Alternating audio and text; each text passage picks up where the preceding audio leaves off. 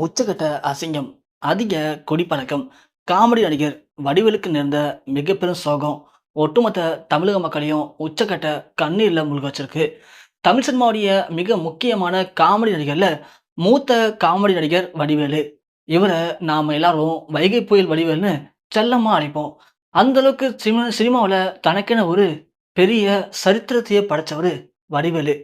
வடிவேலு ஆரம்ப காலகட்டத்தில சினிமாவில் நடிக்கணும் அப்படின்னு பல கனவுகளோட நெறைய கஷ்டங்களையும், அசிங்கங்களையும் அப்பயே கடந்து வந்திருக்காரு.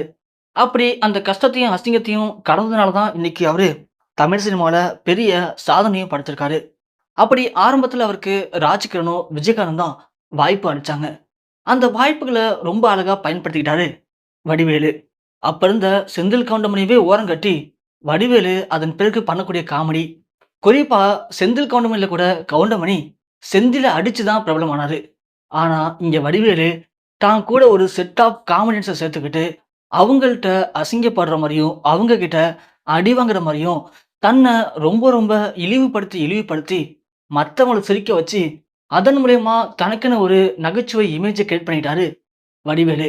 அப்படி அவருடைய அந்த பாடி லாங்குவேஜ், அவருடைய நகைச்சுவையான பேச்சு திறமை, இது எல்லாம் தான் அவருடைய வெற்றிக்கு மிகப்பெரிய காரணம். இப்படி கொஞ்சம் கொஞ்சமா இயக்குனர், தயாரிப்பாளர்கள், நடிகர்களுக்கு இணங்குற மாரியான விஷயங்கள பண்ணி வடிவேலு சினிமாவுல ஒரு உச்சத்துக்கு போனாரு. அவர் நெனச்சிருந்தா இன்னமும் சினிமால தொடர்ந்து தன்ன முழுமையா ஒரு காமெடி நடிகனாவே நிலைநிப்பாட்டிக்கலாம். ஆனா, வடிவேலு பண்ண மிகப்பெரிய தப்பு அப்படிங்கிறது, சினிமால இனிமே நாம மட்டும் தான்.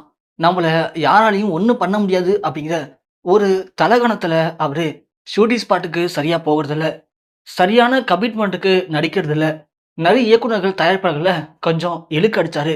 அவங்கள அசிங்கப்படுத்த ஆரம்பிச்சாரு. இது எல்லாம் வடிவேலு பேர்ல அவங்களுக்கு பயங்கர கோவத்த உண்டாக்குனுச்சு.